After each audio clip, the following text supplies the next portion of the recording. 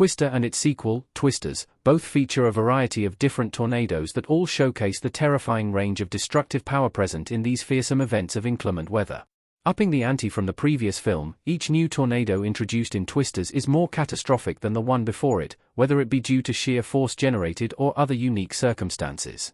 From the gentle controlled tornadoes of both films' early moments to the apocalyptic cyclones that ravage the American countryside in the climax of Twisters, there's a lot of power to unpack in both films. In real life, tornadoes are measured on a chart called the Fujita scale, rating each twister from F0 at the least intense to F5 at the strongest. Considering how faithful to real-life Twisters is, this scale is frequently mentioned by the cast of both movies. However, not every tornado shown off in Twister and Twisters is given a canonical Fujita scale rating, so a bit of detective work has to be done in determining the power of every individual funnel. Kate's tornado demonstration. Twisters. Kate talking about Tyler in Twisters. Not every whirlwind featured in the Twister franchise necessarily has to be so destructive. By creating a model of a tornado, Kate is able to demonstrate the very real natural wonder and beauty that the events can irrefutably bring. Of course, it figures that this controlled exhibition of a purposefully generated tornado is easily the tamest of the entire franchise.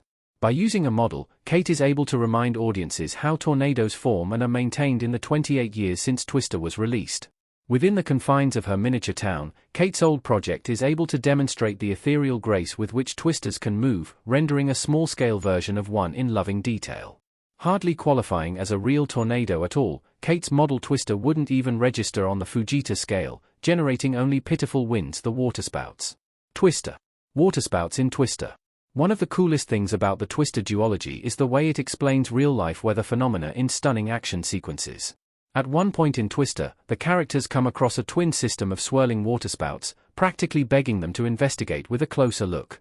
In real life, waterspouts are a very real possibility, essentially normal tornadoes that form over bodies of water, causing liquid to be pulled upwards into a mesmerizing column of liquid. As dangerous as the twin waterspouts might have looked, they end up being one of the gentlest storms in the entire series. The crew is essentially unharmed after allowing the two cyclones to pass right over them. While their truck is indeed spun in a tight circle on its axis and pelted with water droplets, nothing is actually damaged by either vortex. The final result of the twin waterspouts was essentially an elaborate and slightly rougher than average car wash, except for the presence of Twister's infamous CGI flying cow that glides past the passengers, the F1 ditch Twister. Twister. The F1 ditch tornado in Twister.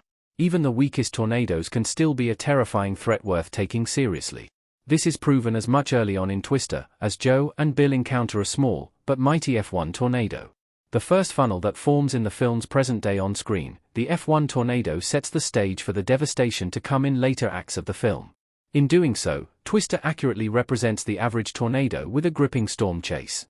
Swirling with wind tinged brown from its muddy surroundings in an unremarkable field, the F1 ditch tornado's damage starts off light, peeling some roofing here, knocking around some trees there, and being a general nuisance.